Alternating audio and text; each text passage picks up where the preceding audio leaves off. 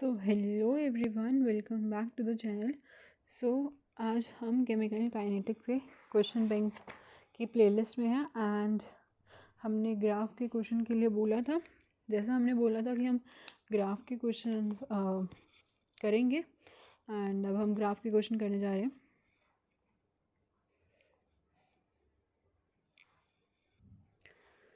सो ये ग्राफ एक इम्पॉर्टेंट भी है, इसमें 3 चीज़ें पूछी हुई हैं एंड कैसे सॉल्व करना है ये सब चीज़ें आपको यहाँ पे देखनी पड़ेगी।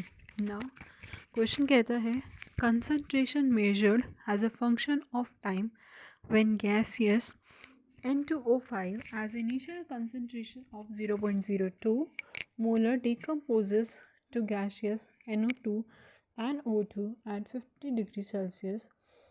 Then the change in concentration with time is given by the follow graph।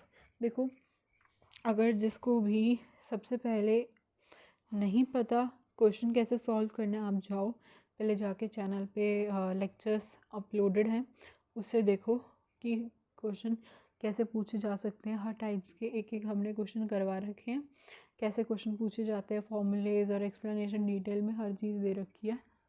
Chemical kinetics की प्लेलिस्ट में जाके आप उन चीज़ों को देख सकते हो। ये है हमारी क्वेश्चन बैंक वाली प्लेलिस्ट, इसके अंदर हम सारे के सारे क्वेश्चन सॉल्व करते हैं, ठीक है। एंड जिसने भी चैनल को अभी तक सब्सक्राइब नहीं किया तो जल्दी जाओ सब्सक्राइब कर दो, लाइक करो, शेयर करो एंड लेट्स बिगिन विद।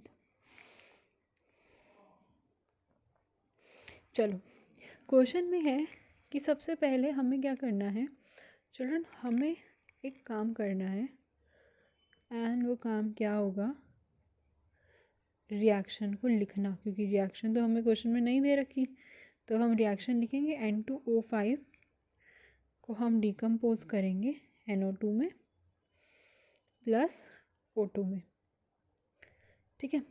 अब हम क्या करेंगे, इसके आगे 4 लगा देंगे, इसके आगे 2 लगा देंगे। अब हमारी जो रिएक्शन है वो क्या है, बैलेंस्ड है। क्या है, बैलेंस्ड है। चलो छोटा कर देते हैं।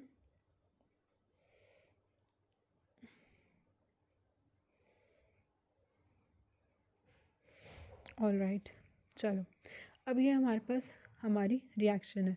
सबसे पहला क्वेश्चन देखो क्या है, instantaneous rate of disappearance of N2O5 at the beginning of the reaction. अब देखो चिल्ड्रन, ऐसे क्वेश्चंस होते हैं, ऐसे क्वेश्चन में हम क्या करते हैं, बेसिकली सबसे पहले हमें एक चीज़ आनी चाहिए और वो क्या है कि हमें ग्राफ रीड करना आना चाहिए। ग्राफ हम कैसे रीड करते हैं, देखो ग्राफ रीड करने के लिए आपको एक चीज़ का ध्यान रखना होता है। हमेशा हमें ना ग्राफ चाहे जैसा मर्जी दिया हो, एक साइड में डॉटेड लाइन कभी कभार दी जाती है। इस डॉटेड लाइन का क्या मतलब होता है, कैसे हम इसे सॉल्व करते हैं, कैसे हम देखते हैं इसे, ये मैंने बहुत ही अच्छे से, बहुत ही ज़्यादा डिटेल्ड में मैंने इसे ऑलरेडी बताया हुआ है। आप चैनल पे जाओगे, केमिकल काइनेटिक्स की क्वेश्चन बैंक वाली प्लेलिस्ट में जाओगे, उसके अंदर आपको एक ग्राफ वाला क्वेश्चन ऐसा मिल जाएगा। मैं उस लेक्चर का नाम जो है डिस्क्रिप्शन में डाल दूँगी, आप जाके चेक कर लेना कि मैं वो कौन सी वीडियो की बात कर रही हूँ। एंड उसके अंदर मैंने बहुत अच्छे से समझा रखा है कि अगर हमारा ग्राफ चाहे जैसा मर्जी हो, अगर उसके आस पास ये डॉटेड लाइन होती है तो इसका क्या मतलब होता है, मतलब वो क्वेश्चन ही उसी पे बेस्ड था। ऑलराइट, तो उस चीज़ को आप ज़रूर जाके चेक कर लेना। डिस्क्रिप्शन बॉक्स में उस वीडियो का लिंक और उसका नाम आ जाएगा, तो आप चेक कर लेना, ठीक है। एंड कोई भी क्वेश्चन बैंक के कोई भी क्वेश्चन स्किप मत करना, लेक्चर्स अच्छे से देखना पहले and side by side topic के अकॉर्डिंग आप कर सकते हो क्वेश्चंस, ठीक है। हम लेक्चर्स में थोड़ा आगे हैं, क्वेश्चन बैंक में हम पीछे चल रहे हैं अभी, तो उस अकॉर्डिंग आप देख सकते हो कि कैसे हम यूज़ करेंगे। क्वेश्चन तो आप कर सकते हो। एंड अब चलो स्टार्ट करते हैं। Instantaneous rate of disappearance of N2O5 at the beginning of the reaction, यानी बिगनिंग ऑफ द रिएक्शन पे, बिगनिंग रिएक्शन की ये रही, बिगनिंग ऑफ रिएक्शन पे आपको क्या करना है, निकालना है N2O5 का क्या, डिसअपियरेंस। डिसअपियरेंस मीन्स वो जब हट रहा है तो वो कब देखेंगे। देखो यहाँ से अगर हम डिसअपियरेंस देखिए N2O5 का, तो कैसे देख सकते हैं, नाउ सी N2O5 ये रहा हमारा, ठीक है। एंड जो tan थीटा है, tan थीटा हमारा जा रहा है ऐसे। आप ध्यान से देखोगे, हमसे बिगनिंग पे पूछा गया, बिगनिंग हमेशा कहाँ से स्टार्ट होएगी, यहाँ से बिगनिंग स्टार्ट हो रही है एंड वो एक एंगल बना रही है, that angle is tan theta. tan theta किसके इक्वल है, 2.5 इंटू 10⁻⁻5 के, इसी के इक्वल है, ठीक है। चलो, instantaneous rate of disappearance of N2O5 at the beginning of the reaction, यानी बिगनिंग ऑफ द रिएक्शन पे हमें क्या निकालना है, तो इंस्टेंटेनियस रेट निकालना है। And as you all know कि हम इंस्टेंटेनियस रेट कैसे निकालेंगे, डेल्टा N2O5 की कंसंट्रेशन अपॉन में dt, और ये हम इसे 2 से मल्टीप्लाई कर देंगे, इज इक्वल्स टू NO2, ये NO2 है, आके हम डेल्टा लगा देंगे 4 dt is equals to O2 delta, and इस पर तो कुछ है ही नहीं सोशियोमेट्रिक कोफिशिएंट, तो ये सिंपल। अब हमें निकालना किसके लिए, हमें निकालना तो सिर्फ इसका है।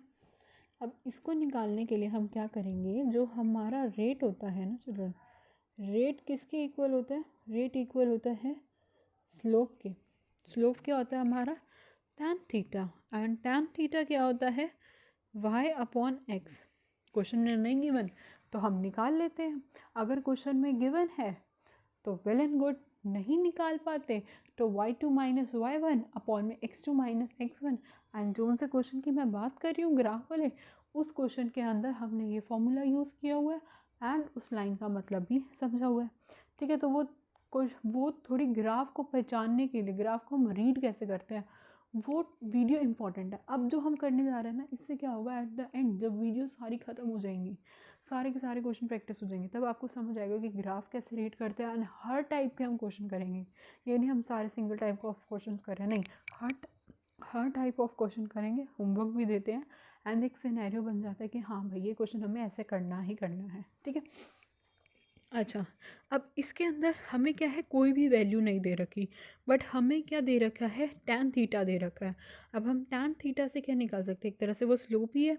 स्लोप क्या होता है, रेट के इक्वल होता है। स्लोप हमेशा किसके इक्वल होता है, रेट के इक्वल होता है। तो अगर आपको कभी भी रेट ना दे रखा हो, स्लोप दे रखी हो, तो आप उन दोनों चीज़ों को इक्वेट कर सकते हो, ये मैंने उस वीडियो में समझाया था, ठीक है। अब जो स्लोप दे रखा है उसको हम क्या करने वाले हैं, इक्वेट करने वाले हैं। चलो इधर देख लेते हैं क्या है हमारे पास, tan थीटा किसके इक्वल है, 2.5 इंटू 10⁻⁻5 के, and minus dN2O5 upon dt is equals to 2.5 into 10⁻⁻5, और यहाँ नीचे क्या था, 2 था, और हमने निकालने किसकी वैल्यू है, हमें सिर्फ इतने हिस्से की वैल्यू चाहिए। हमसे पूछा गया है instantaneous rate of disappearance. Disappearance या रेट ऑफ रिएक्शन मतलब लगभग एक तरह से सेम ही चीज़ होती है, ठीक है, उनकी यूनिट्स भी सेम होती है। एंड अब हमें इसकी वैल्यू निकालनी है, तो हम क्या करेंगे, इस 2 को हम उधर शिफ्ट कर देंगे, let's do that, minus dN2O5 upon dt is equals to 5 into 10⁻⁻5। Alright, so ये हमारा आंसर हो गया फर्स्ट पार्ट का। ये रहा हमारा आंसर। अब सेकंड पार्ट में क्या है, rate of formation of oxygen during period of 600 से 700। अब हमें देखना है 600 से 700 में NO2 की क्या कंसन 600 से 700 में NO2 की हमें क्या दे रखी है, कंसनट्रेशन दे रखी है। पूछी किसकी है, ऑक्सीजन की। चलो NO2 की क्या कंसनट्रेशन दे रखी है, NO2 की कंसनट्रेशन दे रखी है 0.0003 मोल। ठीक है, ये दे रखी है हमें इसकी कंसनट्रेशन। अब हम कैसे इस क्वेश्चन को सॉल्व कर लेंगे, देखो इधर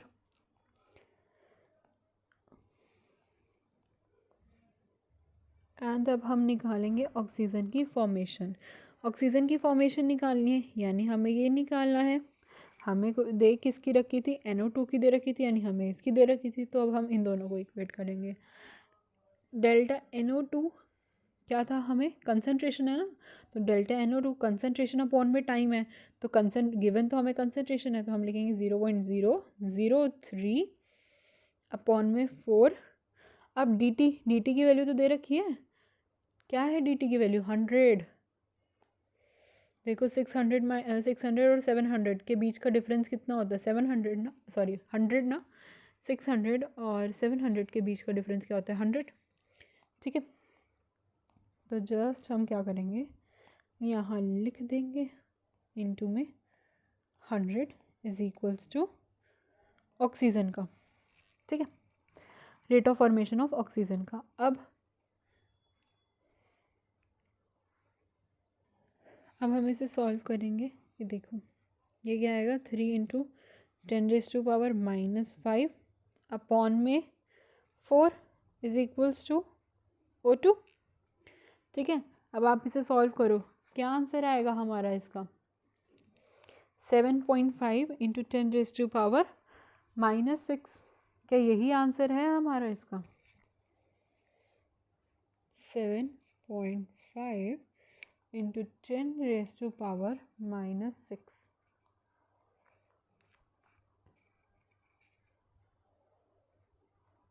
ठीक है, तो ये हमारा सेकंड पार्ट का आंसर है। अब इसे हम यहाँ पे टिक कर देते हैं, ये रहा इसका आंसर। थर्ड है, the rate of decomposition of N2O5 during the period of 300 से 400, यानी 300 से 400 के बीच में N2O5 ये 0.004 है। ठीक है, अब हमें क्या निकालना है, rate of decomposition. Rate of decomposition, just a moment. अब हमें निकालना किसका है, इसका। दे किसका रखा है, इसका। दोनों को कर दे इक्वेट। अब हम क्या लिखेंगे, अब DNO2 अपॉन 4 dt, यानी हमें इसकी कंसनट्रेशन क्या दे रखी है, सबसे पहले इसकी कंसनट्रेशन दे रखी है 0.004 अपॉन में 4 × 100, क्योंकि 100 था, 300 से 400 के बीच में निकालना है, माइनस इसे मैं N2O5 लिख रही हूँ। ठीक है, एंड ये 2 ऊपर आके क्या हो जाएगा, मल्टीप्लाई हो जाएगा। अब इसका आंसर क्या आएगा, यहाँ से 4 × 10⁻⁻5 × 2 डिवाइड बाय 4, 4 से 4 कैंसिल, हमें जो आंसर मिल जाएगा वो होगा 2 × 10⁻⁻5। ये हमारा आंसर आएगा, एंड इसे हम चेक कर लेते हैं। So here we go. सो यहाँ पे हमने तीनों पार्ट सॉल्व कर लिए, एंड तीनों पार्ट का आंसर आ गया, फर्स्ट का C, सेकंड का D एंड थर्ड का C। ठीक है, सो आई होप आपको ये क्वेश्चन अच्छे से समझ आया होगा। समझ आएगा तो चैनल पे प्लीज़ लाइक एंड सब्सक्राइब ज़रूर कर देना, एंड मिलते हैं नेक्स्ट क्वेश्चन के लिए। Thanks for watching, bye bye.